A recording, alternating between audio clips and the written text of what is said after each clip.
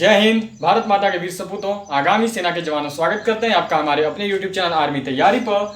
आज हम सभी आपके साथ इंडियन आर्मी क्लर्क के 2019 के क्वेश्चन पेपर को लेकर आए हुए हैं। और ये देखिए, ये जो हमारा है ये पार्ट 1 है।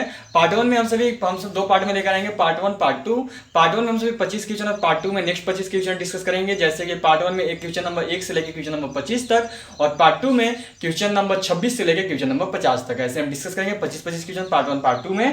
तो चलिए देख लिया जाए। देखने से पहले यदि आप सब इंडियन आर्मी क्लर्क के सिलेबस को नहीं जानते होंगे तो मैं आपको रफली बता दे रहा हूं कि देखो, आपके टोटल 50 क्वेश्चन आएंगे। कितने क्वेश्चन आएंगे आपके टोटल आपके 50 क्वेश्चन आएंगे। और एक क्वेश्चन होगा आपका 4 मार्क्स का। एक क्वेश्चन होगा आपका 4 मार्क्स का, तो टोटल कितना मार्क्स हो गया? तो हो गया 200 मार्क्स का आपका टोटल होगा। और इसमें देखो, इसमें आपको 80 मार्क्स लाने होंगे पासिंग के लिए। ठीक है, केवल पास करने के लिए आपको 80 मार्क्स लाने होंगे। मतलब 20 चौका से आपको 20 सवाल जब आप सही करिएगा, 20 क्वेश्चन, तब जाके आप इंडियन आर्मी क्लर्क के एग्जाम में केवल पास होइएगा। मेरिट की तो बात ही छोड़िए। मतलब कि आपके टोटल 50 क्वेश्चन आएंगे, एक क्वेश्चन 4 मार्क्स का, टोटल आपका 200 मार्क्स का एग्जाम होगा। अब यदि आगे देखा जाए कि किस किस टॉपिक से कितने सवाल आएंगे, तो देखिए आपके जीएस से, जनरल साइंस से, पहले जीके देख लेते हैं, जीके जनरल नॉलेज से। तो जनरल नॉलेज से देखो आपके टोटल 5 क्वेश्चन आएंगे। आगे देखते हैं जीएस से, तो जीएस से भी आपके टोटल 5 क्वेश्चन आएंगे। और आगे बात की जनरल साइंस सामान्य विज्ञान हो गया। अब आगे आपका आएगा देखो मैथ से, तो मैथ से आपके टोटल 10 क्वेश्चन आएंगे। अब हो गया देखो आपका कंप्यूटर से, तो कंप्यूटर से आपके टोटल 5 क्वेश्चन आएंगे। और फिर लास्ट में देखो आपका पार्ट 2 में रहेगा इंग्लिश, और इंग्लिश में आपके टोटल 25 क्वेश्चन आएंगे। देख लिया आप सबने, आपके टोटल 50 क्वेश्चन होंगे। हर एक क्वेश्चन 4 मार्क्स का होगा, टोटल 200 मार्क्स के होंगे। और हर एक क्वेश्चन पर और आपको पास करने के लिए 80 मार्क्स लाने होंगे। अब बात ये देखिए, जीके से आपके 5 सवाल, जीएस से, जनरल साइंस से 5 सवाल, मैथ से 10 सवाल, कंप्यूटर से 5 सवाल, और इंग्लिश से टोटल 25 सवाल आपके आने वाले हैं। टोटल 50 क्वेश्चन हो गए। तो देखिए आज जो है, आज हम सभी 5 जीके के, 5 जीएस, 10 हो गए, 10 मैथ के हो गए 20, और 5 कंप्यूटर। पार्ट 1 में आज हम सभी इतने को डिस्कस कर लेंगे, ये हमारा पार्ट 1 में हो जाएगा। और नेक्स्ट जो इंग्लिश के 25 क्वेश्चन है वो हम सभी पार्ट 2 में लेकर आपके लिए आए हुए होंगे। तो चलिए, ये तो हो गई बात। अब यदि आप सभी को और डीपली जानना हो इसके सिलेबस को लेकर कि किस किस टॉपिक से क्वेश्चंस किए जाते हैं, कैसे कैसे क्वेश्चंस आते हैं, क्या लेवल होगा, ये सब यदि आपको देखना हो तो हमने इस पर पहले से ही वीडियो बना दी है इंडियन आर्मी क्लर्क के सिलेबस को लेकर। तो आपको हमारे आई बटन पर उस वीडियो का लिंक, और आपको हमारे डिस्क्रिप्शन बॉक्स में भी उस वीडियो का लिंक दिया जा चुका है। वहां से जाकर आप हमारे क्लर्क एसकेटी का जाकर वहां से सिलेबस डीपली तरीके से देख सकते हैं। तो चलिए शुरू कर लीजिए, देख लेते हैं। क्वेश्चन किया गया हमसे शून्यकाल क्या है। ठीक है, हमें बताना है कि शून्यकाल क्या है। ए बिस्तर से उठने का समय। ये देखिए जीके सेक्शन है, जीके से टोटल 5 सवाल है, तो पहले 5 क्वेश्चन जीके से हो जाएंगे। शून्यकाल क्या है? ए बिस्तर से उठने का समय, बी सोने का समय, सी रात के 12 बजे, या फिर संसद में प्रश्नकाल का समय। तो देखिए सही उत्तर हो जाएगा डी, संसद में प्रश्नकाल का समय। सही उत्तर है आपका डी, संसद में प्रश्नकाल का समय। इस टाइम जो है अदर मिनिस्टर, सभी हर पार्टी से आए हुए अदर लोकसभा मेंबर्स ये शून्यकाल के समय क्वेश्चन कर सकते हैं। तो चलिए हम सभी क्वेश्चन नंबर 2 2 नंबर सवाल देख लेंगे। क्वेश्चन नंबर 2 2 नंबर सवाल हमसे किया गया, भारत का राष्ट्रीय फूल क्या है। देख सकते हो कितना इजी क्वेश्चन है। अब ये तो हर किसी को मालूम है, भारत का राष्ट्रीय फूल, राष्ट्रीय पशु, राष्ट्रीय पेड़, ये सब कौन है आप सब बहुत ही इसी तरीके से जानते हो। तो देखो बहुत ही इजी है, बहुत ही ज्यादा इसी क्वेश्चन आप देख सकते हो। भारत का राष्ट्रीय फूल क्या है? ए गेंदा, बी चमेली, सी कमल, या फिर डी सूर्यमुखी। तो आप सब जानते हो कि इसका उत्तर है सी होगा। क्वेश्चन नंबर 2 का सही उत्तर क्या हो गया? सी। और हमारा राष्ट्रीय फूल क्या है? तो वो है कमल, लोटस। चलिए अब हम सभी क्वेश्चन नंबर 3 नंबर सवाल कर लेंगे। क्वेश्चन नंबर 3 हमसे किया गया है, चंगेज खान ने किसकी स्थापना की थी। हमसे पूछा गया है कि चंगेज खान ने किसकी स्थापना की थी। ए मुगल साम्राज्य, बी मेहुल साम्राज्य, सी मंगोल साम्राज्य, या फिर डी लोधी वंश। तो देखिए इसका सही उत्तर है मंगोल साम्राज्य। चंगेज खान जो था वो मंगोल शासक था, वो एक मंगोल शासक था, इसलिए इसने किसकी स्थापना की थी? तो इसने स्थापना की थी मंगोल साम्राज्य की। चलिए ये हो गया हमारा क्वेश्चन नंबर 3। अब हम सभी क्वेश्चन नंबर 4 देख लेंगे। क्वेश्चन नंबर 4 4 नंबर सवाल हमसे किया गया, भारत संयुक्त राष्ट्र का सदस्य में बना। हमें बताना है कि भारत संयुक्त राष्ट्र यूनाइटेड नेशंस का सदस्य कब बना। ए 1947, बी 1960, सी 1957, या फिर डी 1945। इसका सही उत्तर हो जाएगा देखिए डी 1945। भारत जो है यूएन का सदस्य बना था 1945 ईस्वी में, यूनाइटेड नेशंस का सदस्य बना था 1945 ईस्वी में। चलिए हम सभी क्वेश्चन नंबर 5 5 नंबर सवाल कर लेंगे। क्वेश्चन नंबर 5 5 नंबर सवाल हमसे किया जा रहा है, अपने डेक्कन अभियान के दौरान अलाउद्दीन खिलजी के सेना का कमांडर कौन था। हमें बताना है कि अपने डेक्कन अभियान के दौरान अलाउद्दीन खिलजी के सेना का कमांडर कौन था डेक्कन अभियान में। तो ए नंबर ऑप्शन है Ulugh Khan, B number option है Genghis Khan, C number option है मालिक काफूर या फिर डी नंबर ऑप्शन है नुसरत खान। जिसका सही उत्तर हो जाएगा सी मालिक काफूर। मालिक काफूर जो था वो आपका डेक्कन अभियान के दौरान अलाउद्दीन खिलजी का कमांडर था। चलिए मालिक काफूर। अब हम सभी क्वेश्चन नंबर 6 से स्टार्ट करेंगे और यहाँ पे देखिए ना पांच क्वेश्चन हमारे जीके कंप्लीट हो चुके हैं। अब क्वेश्चन नंबर 6 से हमारा जीएस जनरल साइंस का क्वेश्चन स्टार्ट होगा। चलिए देख लेते हैं। 6 नंबर सवाल हमसे किया जा रहा है, गैस का गैस वेल्डिंग में प्रयोग किया जाता है। बोला गया है गैस का गैस वेल्डिंग में प्रयोग किया जाता है। हमें बताना है कि किस गैस का गैस वेल्डिंग में प्रयोग किया जाता है। ए नंबर ऑप्शन है मीथेन, बी नंबर ऑप्शन है हीलियम, सी नंबर है इथेन और डी नंबर है एसिटिलीन।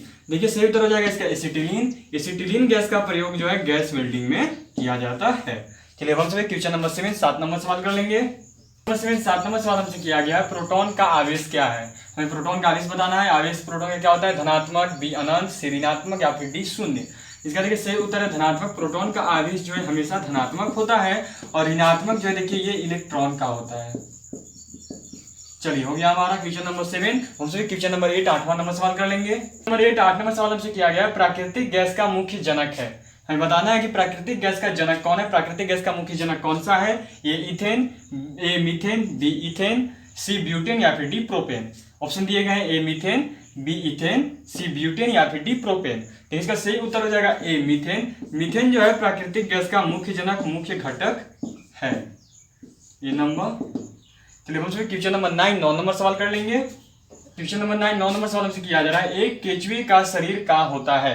हमें बताना है कि एक केचुए का शरीर किस चीज का होता है, कैसा होता है। ए पतला शरीर, बी संयुक्त नेत्र, सी संयुक्त पैर या फिर डी खंड युक्त। तो आप जानते हैं कि एक केचुए के शरीर को काटना बहुत ही मुश्किल होता है। एक केचुए का शरीर जो है खंड युक्त होता है। केचुए का शरीर खंड युक्त मतलब जो खंड किया जाता है अलग अलग तरीका से आप समझ सकते हो। खंड युक्त का मतलब देखो खंड बिना मतलब खंड नहीं किया सकता था वो, लेकिन खंड युक्त मतलब उसे खंड कर सकते हैं। एक केचुए शरीर बहुत पतला होता है उसे बारी बारी खंड किया जा सकता है, खंडित किया जा सकता है। तो उसका उत्तर हो गया डी और वो क्या है तो हो गया खंड युक्त मतलब उसे काटा जा सकता है काफी आसानी से, वो खंड किया जा सकता है। चलिए खंड युक्त होता है केचुए का शरीर। अब हम चलिए क्वेश्चन नंबर 10 10 नंबर सवाल हो जाएगा, जनरल साइंस का आखिरी सवाल होगा इसका। नंबर 10 10 नंबर सवाल हमसे किया जा रहा है, टाइफाइड किसके कारण होता है। हमें बताना है कि टाइफाइड किस वजह से होता है। ए प्रोटोजोआ की वजह से, बी कीटाणु की वजह से, सी फफूंद की वजह से या फिर डी जीवाणु की वजह से। तो ये देखिए ये होता है कीटाणु विषाणु की वजह से होता है आपका टाइफाइड जो है। हमारा से उत्तर है बी। चलिए हम सभी क्वेश्चन नंबर 11 यहाँ पर देखिए जनरल साइंस कंप्लीट हो गया। सामान्य विज्ञान हम सभी क्वेश्चन नंबर 11 से लेकर क्वेश्चन नंबर 20 तक, 11 से लेकर 20 तक जनरल मैथ देखेंगे, मैथ करेंगे जनरल मैथ को। चलिए क्वेश्चन नंबर 11 देख लेते हैं। मैथ स्टार्ट हो रहा है। 11 नंबर सवाल में दिया गया है 7:1 इक्वल टू 28:48। ठीक है, इसका वैल्यू में निकालना है। इसका वैल्यू क्या होगा देख लेते हैं। 7 इंटीजर से 7:1 बराबर 28:48। अब सुन जानते हैं इस अनुपात का मतलब क्या होता है, बट्टा होता है। 7/x बराबर में आपका हो गया 28/48। देख सकते हो इतना हो रहा है।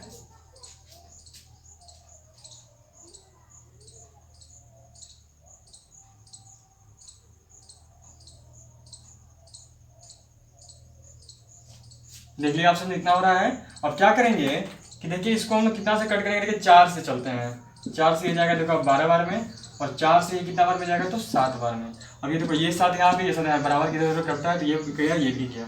मतलब x इक्वल टू कितना आ रहा है देख सकते हो 1/x इक्वल टू आ रहा है आपका 1/12। इसको जस्ट उल्टा कर देंगे, इसको पलट देंगे तो क्या आएगा तो हो गया देखो आपका x इक्वल टू 12। चलो 12 यहाँ पे बी उत्तर हमारा सही हो गया। हम सभी क्वेश्चन नंबर 12 12 नंबर सवाल कर लेंगे। क्वेश्चन नंबर 12 12 नंबर सवाल में दिया गया है। ये देखो ऐसा है, ये क्वेश्चन दिया गया है, इसको लिख लेता हूँ। चलिए 2 + 14 2 × 14 + 6 - 5 = 0 ये हमें दिया गया है। अब देखिए ये क्या होगा 2 × देखिए अब यहाँ पे सवाल आ रहा होगा कि 14 इधर हो गया, 6 और 5 को घटा देंगे, 1 आ जाएगा 15। ये ध्यान में आ रहा होगा ना, तो बिल्कुल वही होगा। 6 में से 5 गया तो कितना बचा 1 में 0, 14 और कितना हो गया आपका 15 बराबर 0। तो क्या आ रहा है देखो आपका आंसर आ गया आपका 30। 30 कहाँ पे डी में, डी को सही हो गया। कैसे बताया था समझ में आया होगा 14 था 14, 6 यहाँ पे प्लस के साइन, इधर प्लस के साइन अलग हो गया, 6 में से 5 गया तो कितना बचा, 1 बचा।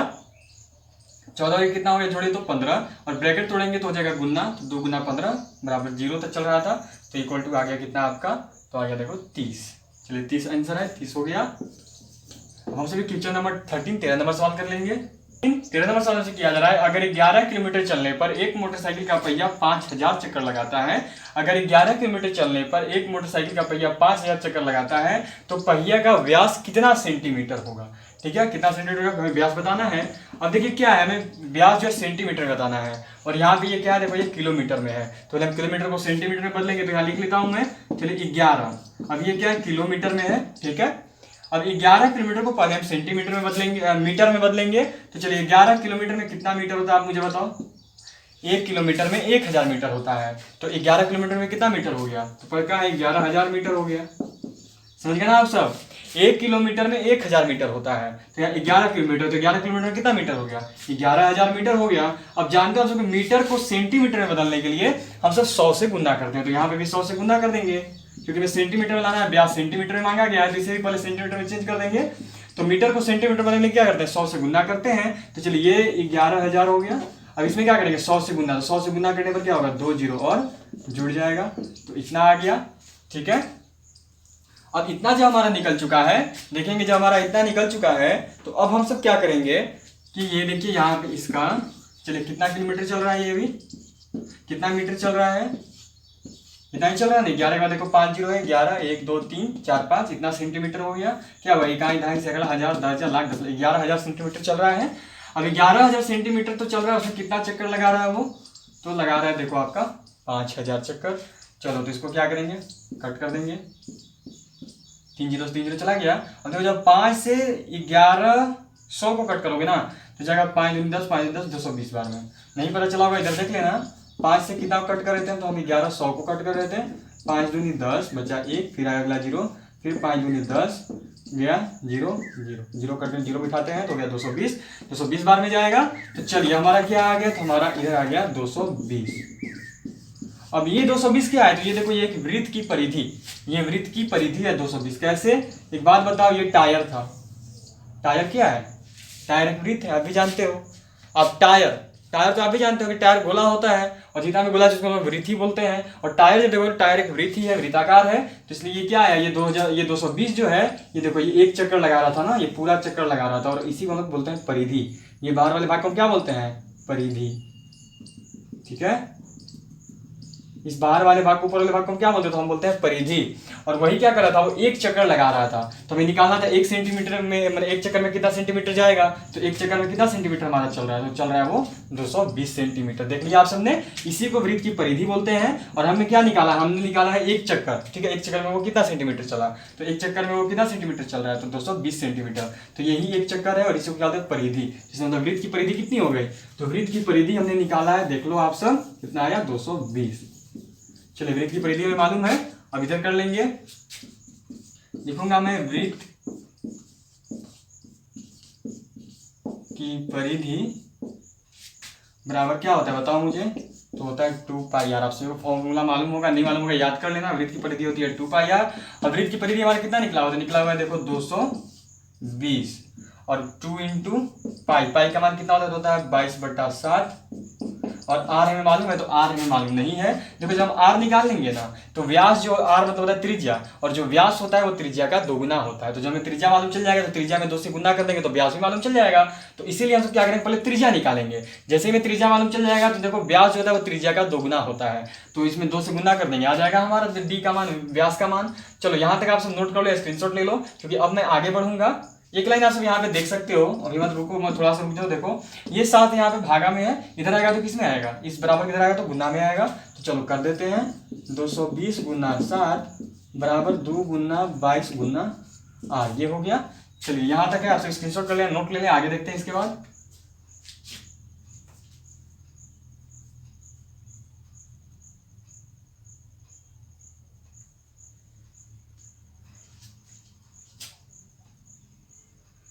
चलिए यहाँ तक आपने कर लिया हो, अब मैं इसे देखो इरेज कर दूंगा, इसे मिटा दूंगा, उसे मैं छोड़ दूंगा, क्योंकि मुझे आगे देखना होगा कि मुझे आगे करना क्या है।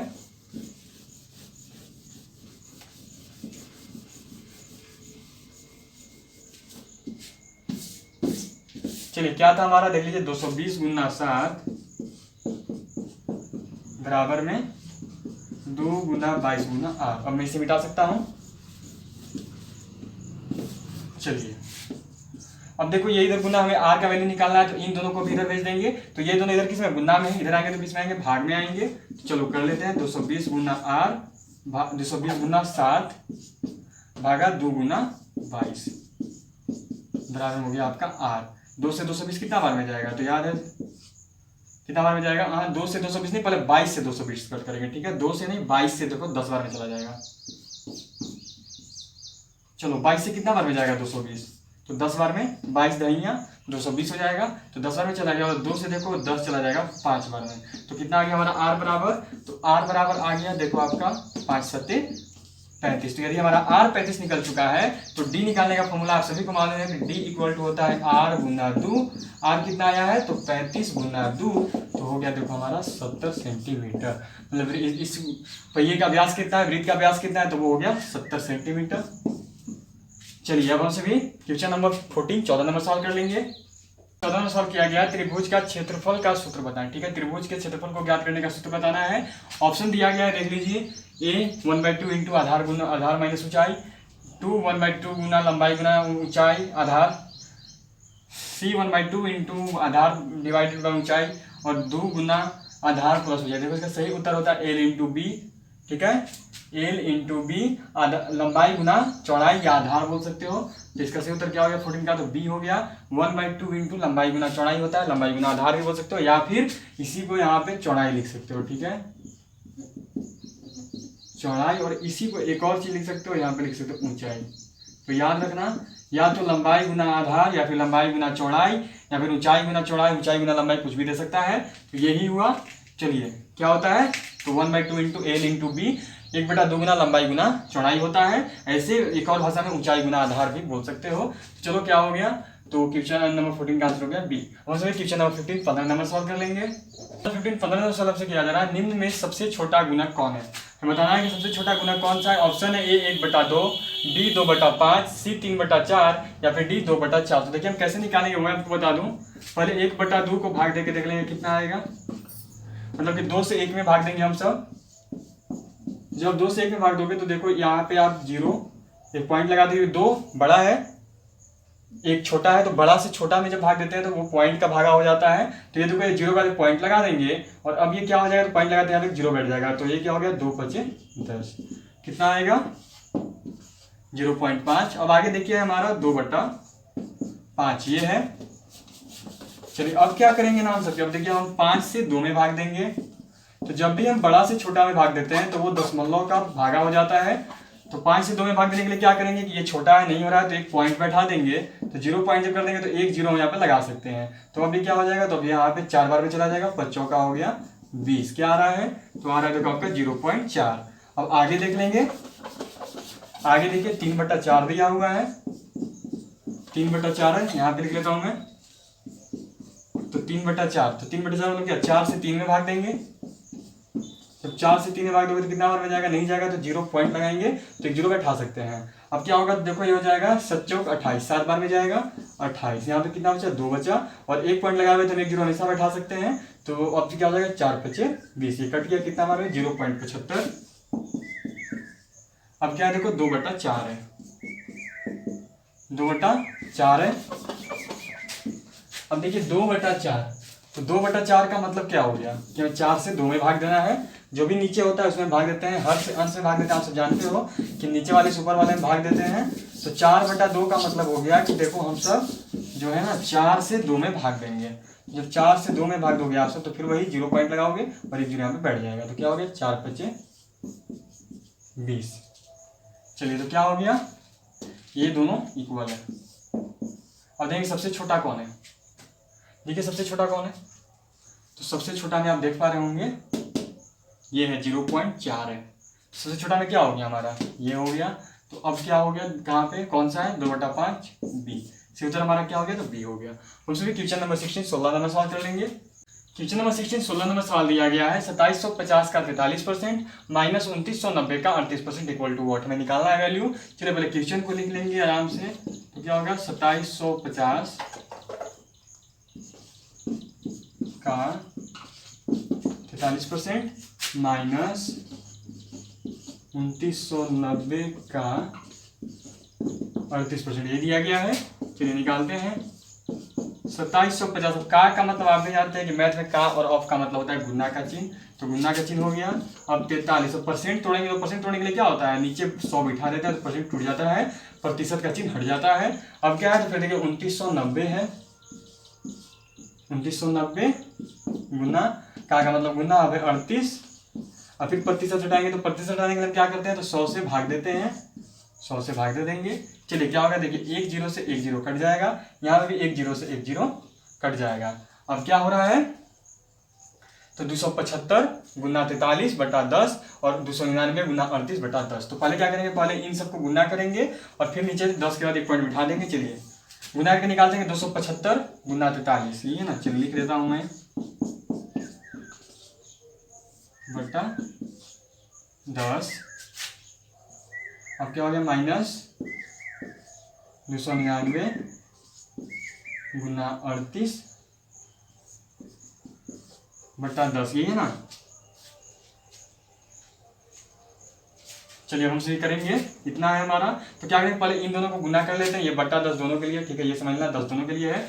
अब इन दोनों को गुना करेंगे और इन दोनों को गुना करेंगे, फिर नीचे 10 10 है तो कर लेंगे आगे। चलिए गुना करते हैं, 275 गुना 43 कितना आएगा, 5 तिहाई 15 के 5 हासिल 1, 70 21 और 1 हो गया आपका 22 हासिल 2, 3 दूनी 6 और 2 हो गया आपका 8, 5 5 चौका 20 का सोना हासिल 2, 7 चौका 28 और 2 30 का सोना हासिल 3, और 4 दूनी 8 और 3 कितना हो गया बताओ, तो हो गया देखो आपका 11। कितना आ रहा है, तो 5 2 8 11 825 आ रहा है। गुना करने पर लिख लेंगे। अगर कहीं पर मैं गलती लगता हूँ तो कमेंट करके जरूर बता देना कि आपने यहाँ पे गलती किया था। अब देखो ये क्या है, तो 11 825 है, 11 825। अब देखिए इसमें क्या होगा, तो ये देखो ये एक पॉइंट के बाद यहाँ दशमलव दिया हुआ है, ठीक है, एक जीरो है, मतलब हम एक पॉइंट के बाद बैठा सकते हैं दशमलव, समझ चुके हैं आप सब। एक जीरो मतलब एक पॉइंट के बाद दशमलव बैठा सकते हैं, उसको आप बचपन से जानते हैं, या एक जीरो है तो एक पॉइंट के बाद दशमलव बैठा देंगे। अब आ गया आपका माइनस, और माइनस में अब क्या है, 299 गुना 38, तो इसको मैं मिटाता हूँ।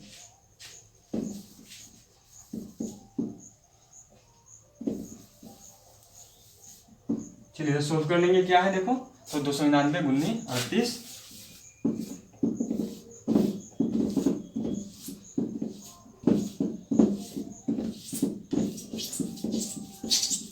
देख लेते हैं, 299 गुना 38,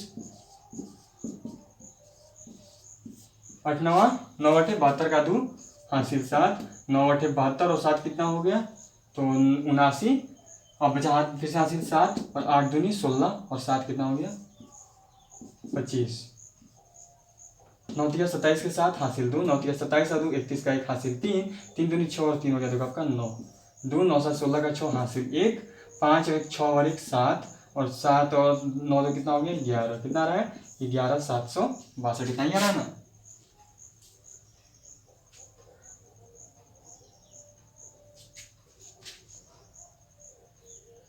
चलिए कितना आ रहा है, फिर से बार इसको सोल्व करते हैं, कोशिश करते हैं। देखिए 9 3 27 क्या 7 हासिल 2, ठीक है, 9 3 27 और 2 कितना हो गया बताओ मुझे, 27 और 2, तो 27 और 2 होता है 29 का 9, और 3 दूनी 6 और 2,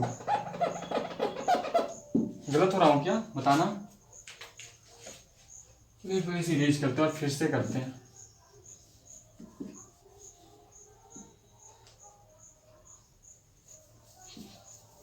चलिए देख लेंगे,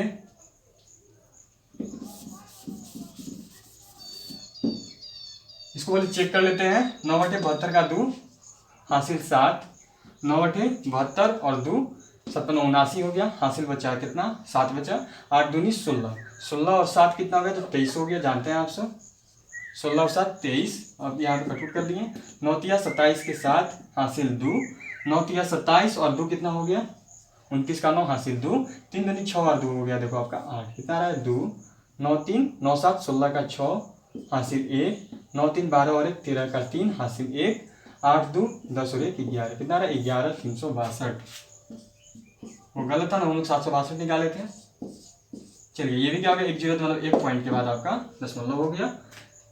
चलिए अब देख लेंगे इसे हमें घटाना है, घटाने पर कितना आएगा वो समझ लेंगे कैसे निकालते हैं। घटाओ आप जानते हो ये भिन्न का घटाव है, और देखो भिन्न के घटाव में कुछ भी करना नहीं होता है, ठीक है, भिन्न के घटाव में कुछ भी करना नहीं होता है, सिंपल इतना में से इतना को घटा देंगे और फिर उसका जितना अंक के बाद पॉइंट था उतना के बाद पॉइंट बैठा देंगे। चलिए घटाते हैं, 11,825 माइनस 11,362। सिंपल जैसे और घटाव करते हैं वैसे ही करना है, कोई फर्क नहीं है, बस जितना आएगा उतना में, जितना के बाद दशमलव तो उतना के बाद बैठा देंगे। तो 5 से 2 गया तो कितना बचा 3, यहाँ से कहाँ से लिया तो क्या 12, 12 में से 6 गया तो कितना बचा 6, और यहाँ बचा 7, 7 में से 3 गया तो कितना बचा, बताओ कितना बचा, 7 में से 3 गया तो बचा 4, और ये 0 हो गया, ये भी 0, मतलब कि 463 आ रहा है। चलिए लिख लूंगा मैं, इसे अब इरेज कर देता हूँ। कितना आ रहा है हमारा, तो हमारा जो आ रहा है वो हो गया देखो आपका 463, और कितना के बाद पॉइंट चल रहा था तो एक अंक के बाद, एक अंक के बाद, एक अंक के बाद पॉइंट बैठा देंगे। ये हो गया देखो हमारा आंसर। कितना है आंसर, कहाँ पे है, तो ये देखो बी नंबर में, बी नंबर सही आंसर हो गया। चलिए कौन से क्वेश्चन नंबर 17, 17 नंबर सॉल्व करेंगे। 17 नंबर सॉल्व हमसे किया जा रहा है 13,000 रुपए की, 13,000 रुपए पर 2% वार्षिक दर से 1 वर्ष की राशि ज्ञात करें।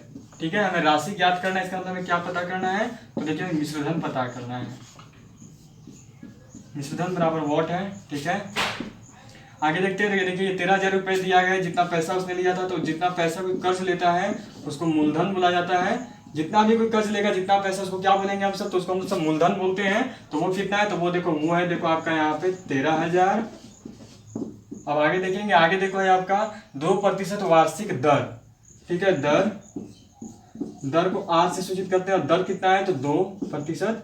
अब समय कितना है टी, तो देखो समय टी कितना दिया जा रहा है 1 वर्ष, मतलब कितना हो गया, तो आपका हो गया देखो 1 वर्ष। चलिए मूलधन को पी से सूचित करते हैं, पी से डिकोड करते हैं, इतना हो गया। अब देखिए क्या निकालना है, मिश्रधन निकालना है। तो मिश्रधन का फॉर्मूला देखो एक होता है, और मिश्रधन बराबर फॉर्मूला होता है मूलधन प्लस ब्याज। तो देखो मूलधन तो हमें मालूम है कि मूलधन पी बराबर है 13,000, क्या ब्याज मालूम है, नहीं ब्याज मालूम नहीं है। मूलधन मालूम है, दर मालूम है, समय मालूम है, तो ब्याज मालूम नहीं है, ब्याज मालूम है तो ब्याज मालूम नहीं है, तो ब्याज निकालेंगे। अब देखिए कौन से ब्याज निकालेंगे, साधारण ब्याज या चक्रवृद्धि ब्याज। तो ये हम ऐसे जानेंगे कि ये देखिए ये सीधा सीधा 1 वर्ष बोला गया है। यदि ये महीने में तोड़ तोड़ कर बोला जाता तो हम सभी चक्रवृद्धि ब्याज निकालते, ठीक है। यदि ये महीने में तोड़ तोड़ कर बोला जाता तो हम सभी चक्रवृद्धि ब्याज निकालते, लेकिन ये सीधा सीधा साल बोल दिया है, वर्ष में आ गया तो उसे साधारण ब्याज में आ जाएंगे। तो हम क्या निकालेंगे, तो हम देखो निकालेंगे साधारण ब्याज। तो आपका साधारण ब्याज बराबर फॉर्मूला होता है देखो P गुना R गुना T बटा में 100। P कितना है, P कितना है देखो, P है देखो 13,000। R कितना है, R देखो 2, और T कितना है, तो T है देखो 1, और अब क्या गया नीचे हो गया बटा 100। ये 2 जीरो से ये 2 जीरो गया, कितना आया 130 यहाँ पे है और यहाँ पे है 2, तो 130 दूनी कितना हो गया, तो वो हो गया देखो आपका 260। अब क्या ब्याज निकल गया 260, तो मिश्रधन बराबर क्या है मूलधन प्लस ब्याज। मूलधन कितना है हमारा, तो वहाँ देखो मूलधन है 13,000 और प्लस में हो गया देखो 260, मतलब कि क्या हो गया आंसर, तो आंसर हो गया देखो आपका 13,260। ये हमारा आंसर हो गया। कहाँ पे 13,260, तो ये देखो ये यहाँ पे है डी नंबर में। चलिए हम सभी क्वेश्चन नंबर 18, 18 नंबर सवाल कर लेंगे। 18 नंबर सवाल किया गया है कि एक वृत्त का व्यास 14 सेंटीमीटर है, तो वृत्त का क्षेत्रफल ज्ञात करें। चलिए क्या दिया गया है, वृत्त का व्यास, व्यास कितना है, तो व्यास है देखो आपका 14 सेंटीमीटर। हम उसमें क्या करेंगे, त्रिज्या निकाल लेंगे। त्रिज्या मतलब क्या हो गया आर, आर बराबर होता है देखो आपका d/2। डी कितना है, तो डी है देखो 14, मतलब हो गया जो आपका कितना, तो हो गया 14/2। तो ये क्या आ गया, तो ये आ गया देखो 7 सेंटीमीटर, ठीक है। अब क्या दिया हुआ है, वृत्त का क्षेत्रफल ज्ञात करें। तो वृत्त का क्षेत्रफल, ठीक है, वृत्त का क्षेत्रफल बराबर फॉर्मूला होता है देखो आपसे होता है वो pi r square, pi r square होता है। पाई का वैल्यू कितना हो गया, तो हो गया देखो आपका 22/7 गुना में आर स्क्वायर, मतलब कि 7 का स्क्वायर। चलिए क्या आया 22/7 गुना 7 का स्क्वायर कितना हो गया, तो 7 का स्क्वायर होता है देखो 49। 7 से 49 कितना बार कटेगा, तो जाएगा 7 बार में। अब क्या करेंगे, तो हम लोग कर देंगे 22 गुना 7, और 22 गुना 7 करोगे तो कितना होगा, तो आपका देखो हो जाएगा 154 सेंटीमीटर स्क्वायर। कहाँ थे 161 सेंटीमीटर स्क्वायर, तो देखो ऑप्शन नंबर ए में हमारा सही उत्तर है ऑप्शन नंबर ए। हम सभी क्वेश्चन नंबर 19 नंबर सवाल कर लेंगे। 19 नंबर सवाल में दिया गया है 0.0000841 का वर्गमूल ज्ञात करें। चलिए लिख लेता हूँ पहले क्वेश्चन 0.00841 का हमें वर्गमूल निकालना है, ठीक है। तो देखो आप सभी ये बात जानते हो, ये वर्गमूल कितने अंक का है, अभी 6 अंक का वर्गमूल निकालना है। दशमलव के बाद से ही निकालेंगे, दशमलव के बाद का नहीं, दशमलव के पीछे से निकालेंगे, दशमलव के बाद का, दशमलव के पहले का नहीं निकालेंगे। तो दशमलव के बाद मैंने हमें इतने अंक का वर्गमूल निकालना है। तो कितना अंक है, 1 2 3 4 5 6। ऑप्शन जानते हो वर्गमूल, वर्गमूल का मतलब होता है स्क्वायर रूट। अब वर्गमूल में क्या होता है कि 2 के बराबर 1 निकलता है। तो यहाँ पर कितने हैं, 1 2 3 4 5 6 है। अब क्या वर्गमूल बोला गया, वर्गमूल का मतलब क्या होता है स्क्वायर रूट, और वर्गमूल में 2 के बराबर 1 बाहर आते हैं। तो ये कितने हैं, 1 2 3 4 5 6, हमें मतलब 6 का वर्गमूल करना है। तो 6 का जब वर्गमूल करोगे तो कितने बाहर आएंगे, 3 बाहर आएंगे। तो सीधा सा बात है, ऑप्शन में मैच कर लो कि 3 पॉइंट कौन कौन से हैं। तो 1 2 3 वाला कौन सा है, देखो जिसमें 0 पॉइंट के बाद 3 अंक हो, देखो तो ये देखो ये है बी 0.29। तो हमारा उत्तर क्या हो जाएगा, बी 0.029। अगर अभी भी भरोसा ना हुआ हो ना तो 29 का आप सब स्क्वायर करके देख लो, 29 का स्क्वायर देखना 841 आएगा। चलो मैं आपको दिखा देता हूँ। 29 गुना 29, 9 9 81 के 1 हासिल 8, 9 दूनी 18 और 8 कितना हो गया, तो हो गया देखो 26। 9 दूनी 18 का 8 हासिल हो गया 1, 2 दूनी 4 और 1 हो गया देखो आपका 5, 7 8 से 14 का 4 1 1 8 से 14 का 4 हासिल 1 है, याद रखना 8 से 14 का 4 हासिल 1, 5 2 7 और 1 8। देख लो 841 का स्क्वायर कितना होता है, 29 होता है। मतलब क्या हो गया 0.029। तो देखो आर्मी आपसे कोई टफ क्वेश्चन नहीं करता है, मेन देखो आर्मी आपके दिमाग से खेलता है। कोई बंदे क्या करते हैं ना कि ये 6 अंक का सीधा वर्गमूल निकालने में लग जाते हैं। और देखो ये अभाज्य संख्या, इसका वर्गमूल निकालना तो आम बात होता नहीं, वापस 29 से 29 बार में ही काटते, ठीक है। ये अभाज्य संख्या है, 29 एक अभाज्य संख्या, 29 को किसी से काटा नहीं जा सकता है, ऑड नंबर है। तो 29 ये को अभाज्य संख्या है तो ये कटेगा नहीं, ये वापस 29 से 29 बार में ही काटते हैं। इसलिए दिमाग से खेलता है आपका आर्मी। ध्यान से देखने वाली बात है कि पॉइंट के बाद यदि हमारा 6 अंक है तो जब वर्गमूल करेंगे तो पक्का ये 3 अंक में टूटेगा, और 3 अंक में टूटेगा। देखेंगे कि पॉइंट के बाद 3 अंक कितना अंक का कौन है, तो ये देखो बी है। इसका मतलब उत्तर क्या हो गया हमारा, तो उत्तर हो गया बी। चलिए हम सभी क्वेश्चन नंबर 20, और ये देखो ये मैथ का आखिरी सवाल है, क्योंकि 10 क्वेश्चन मैथ से आने वाले थे, 10 होने वाले हैं, 9 हो चुके हैं, ये आखिरी क्वेश्चन नंबर 20। चलिए देख लेते हैं। 20 नंबर सवाल में दिया गया है 2 से भाज्य संख्या कहलाती है। बताना है कि 2 से भाज्य संख्या को क्या कहते हैं, वो संख्या जो 2 से पूर्णतः भाग दिया जाए उसे क्या कहते हैं। ए नंबर ऑप्शन है भाज्य संख्या, बी नंबर है भाज्य संख्या, सी नंबर है विषम संख्या, या फिर डी नंबर है सम संख्या। आप सभी जानते हैं उसे इवन नंबर कहते हैं, जो भी संख्या 2 से भाग दिलाती है उसे सम संख्या कहते हैं। तो उत्तर क्या हो गया हमारा, तो उत्तर हो गया देखो डी